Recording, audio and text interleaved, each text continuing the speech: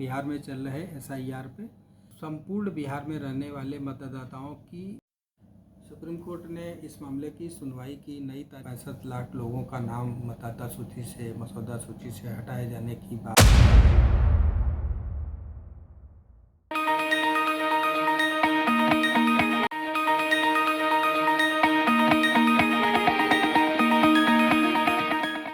नमस्कार, आज हम बात करने वाले हैं बिहार में चल रहे एसआईआर पे। स्पेशल इंटेंसिव रिवीजन विशेष गहन पुनरीक्षण मतदाता सूचियों का चल रहा है। इस मामले को लेकर बिहार में काफ़ी हंगामा हो रहा है। एक तरफ विपक्ष है जो इस पूरी प्रक्रिया को स्थगित करने की मांग कर रहा है और दूसरी तरफ भारत निर्वाचन आयोग है जो मतदाता सूची को दुरुस्त करने के लिए इसके हर हाल में पूरा कराना चाहता है। यह मामला सुप्रीम कोर्ट में भी चल रहा है। सुप्रीम कोर्ट में सोमवार को भी सुनवाई हुई थी और मंगलवार को भी सुनवाई हुई है।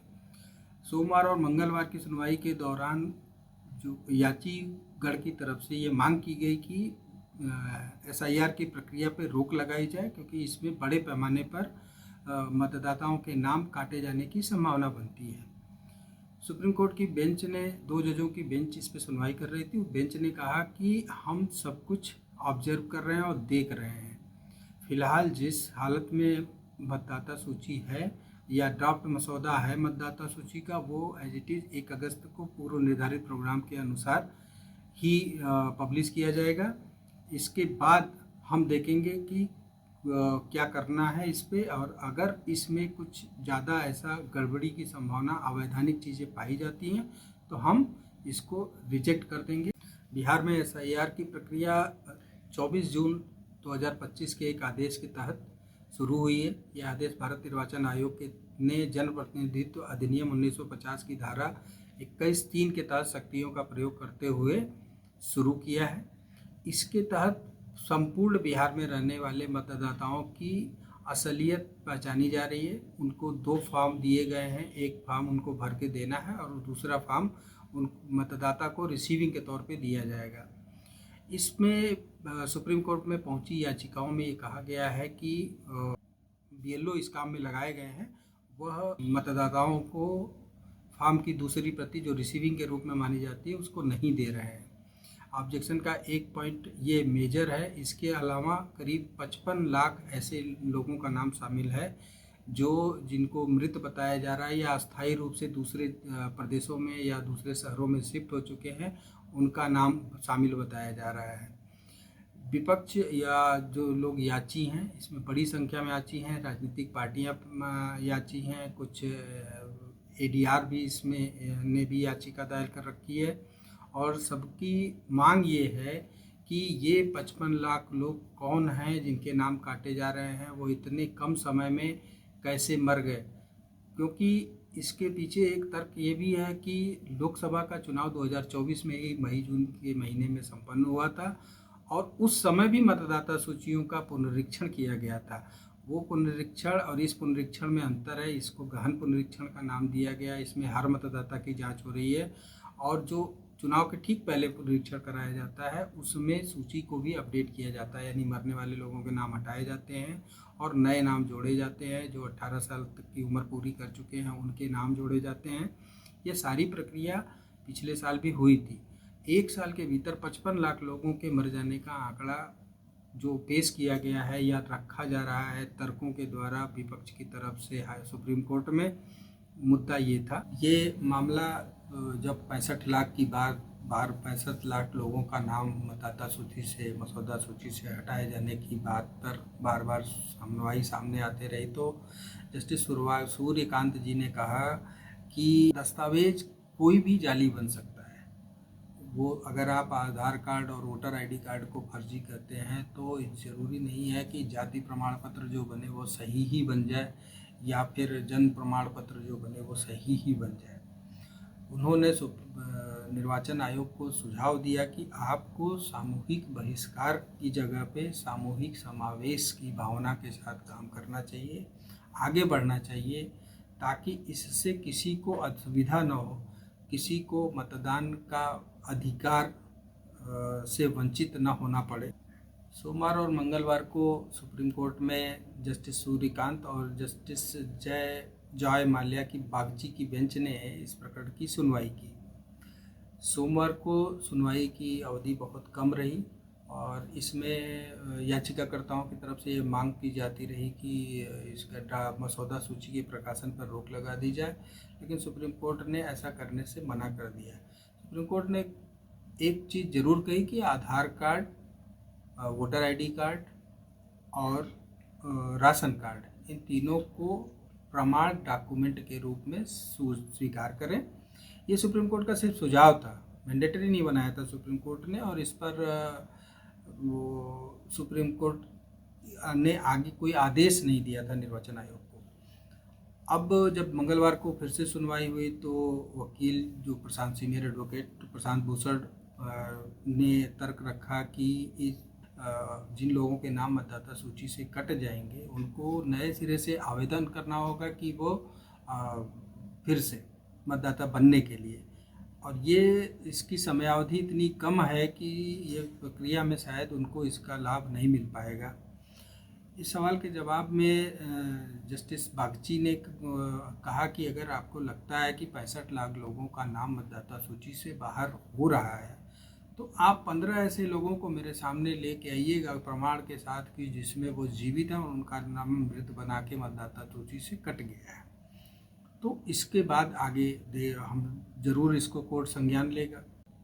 मंगलवार को इस मामले में सुप्रीम कोर्ट में वरिष्ठ अधिवक्ता कपिल सिब्बल और प्रशांत भूषण पक्ष रखने के लिए मौजूद थे।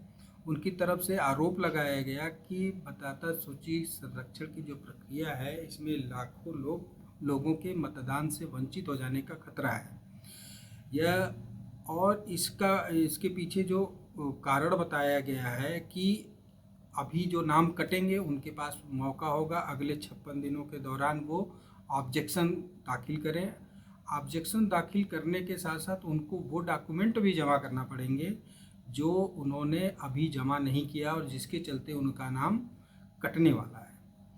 और ये हालांकि ये मुद्दा बिहार से जुड़ा हुआ है और वहाँ चल रहे ये SIR से जुड़ा हुआ है, विशेष गहन पुनरीक्षण से जुड़ा हुआ है, लेकिन ये मसला सिर्फ बिहार तक सीमित नहीं है। हम और आप भी निश्चिंत नहीं बैठ सकते क्योंकि इसका गहन पुनरीक्षण पूरे देश में अलग अलग चरण में भारत निर्वाचन आयोग चलाने वाला है और उन सभी लोगों से वो 11 दस्तावेज मांगे जाएंगे जो बिहार में मांगे जा रहे हैं। आपसे 11 डॉक्यूमेंट मांगे जा रहे हैं, उसमें ना आधार कार्ड है, ना आपका पारिवारिक तौर पर बनने वाला राशन कार्ड है और ना ही निर्वाचन आयोग की तरफ से जाने होने वाला वोटर आईडी कार्ड है। इन तीनों चीज़ों के अभाव में फ़िलहाल तक जो निर्वाचन आयोग की तरफ से कहा गया है ये तीनों चीज़ें वैलिड नहीं है। आधार कार्ड, वोटर आईडी कार्ड और राशन कार्ड, ये तीन आपके पहचान के किसी भी रूप में प्रमाण पत्र नहीं है और इसे लोगों को प्रमाण पत्र नहीं माना जाएगा।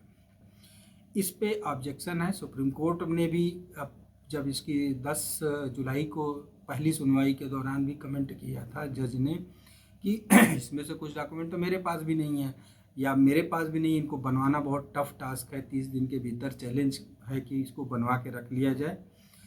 ये मसला तो बिहार का है, लेकिन जब ये मामला उत्तर प्रदेश, झारखंड, पश्चिम बंगाल, मध्य प्रदेश, महाराष्ट्र, बाकी दूसरे राज्यों में जब जाएगा तो हर आदमी को ये बनवा के अपने पास रखना होगा।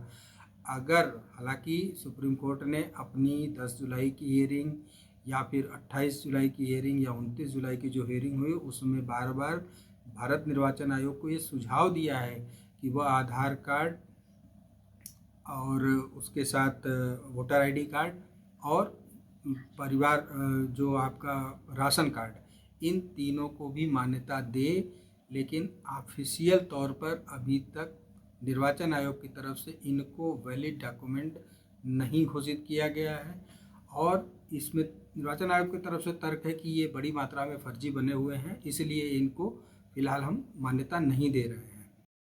सुप्रीम कोर्ट ने इस मामले की सुनवाई की नई तारीख 12 और 13 अगस्त तय की है और सभी पक्षों से कहा है कि वह 8 अगस्त तक अपनी दलीलें पेश करें और समन्वय के लिए याचिकाकर्ताओं और चुनाव आयोग दोनों ने नोडल अधिकारी नियुक्त कर दिए हैं।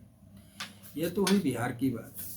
अब बाकी देश के लोगों के लिए ये आपकी अवेयरनेस के लिए है। फैक्ट, ये प्रक्रिया केवल बिहार तक सीमित नहीं है।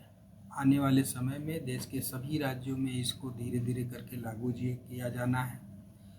SIR के जरिए पता लगाना है कि वोटर लिस्ट में किसका नाम फर्जी जुड़ा हुआ है, उनका नाम वोटर लिस्ट से हटा के मतदाता सूची को शुद्ध किया जाएगा।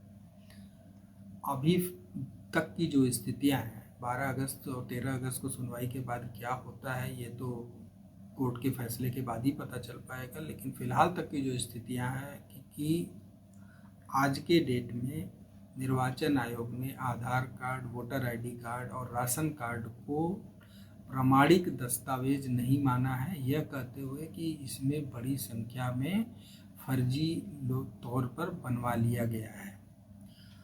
अब ये तो हुई बिहार की बात। अब आपके मतलब की बात, हमारे आपके मतलब की बात। हमको भी इसके लिए तैयारी करनी है, अपने को तैयार रखना होगा। हमारे पास कम से कम एक डॉक्यूमेंट ऐसा ज़रूर हो जिससे हमारा नाम मतदाता सूची में बना रहे।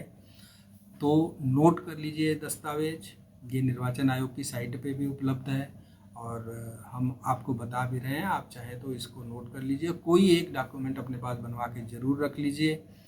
ये डॉक्यूमेंट है नगर निकाय, पंचायत या अन्य किसी सरकारी प्राधिकरण द्वारा जारी किया गया जन्म प्रमाण पत्र हो, विदेश मंत्रालय द्वारा जारी किया गया पासपोर्ट हो, किसी मान्यता प्राप्त बोर्ड या यूनिवर्सिटी के द्वारा मैट्रिकुलेशन या दूसरे उच्च शिक्षा के प्रमाण पत्र हों जिस पर डेट ऑफ बर्थ मेंशन हो, सरकार द्वारा जारी पहचान पत्र या पेंशन आदि केंद्रीय, राज्य और सार्वजनिक उपक्रमों में काम करने वाले कर्मचारियों के लिए लागू होगा। जिला मजिस्ट्रेट या समकक्ष प्राधिकारी द्वारा जारी किया गया अस्थायी निवास प्रमाण पत्र हो आपके पास। वन अधिकार अधिनियम के तहत वन अधिकार प्रमाण पत्र आपके पास हो। सक्षम अधिकारी द्वारा जारी किया गया जाति प्रमाण पत्र SC ST OBC का आपके पास हो। जहां NRC हो चुकी हो उसका दस्तावेज आपके पास हो। स्थानीय निकाय की तरफ से जारी किया गया परिवार रजिस्टर आपके पास हो। किसी सरकारी कार्य से जमीन या मकान आवंटन का प्रमाण पत्र आपके पास हो, या फिर 1987 से पहले के सरकारी या सार्वजनिक क्षेत्र के उपक्रमों के अगर आपने काम किया है तो आपके पास उसकी पहचान का कोई ना कोई दस्तावेज हो। ये दस्तावेज होंगे तो आपको कोई असुविधा नहीं होने वाली है। आपको SIR के दौरान BLO आपके घर आता है तो आप उसको फॉर्म पहले से भरे हुए फॉर्म के साथ कोई एक डॉक्यूमेंट अटैच करके उसको दे दें और अपना नाम मतदाता सूची में कटने से बचा लें। और ये आपके पास अभी बहुत समय है।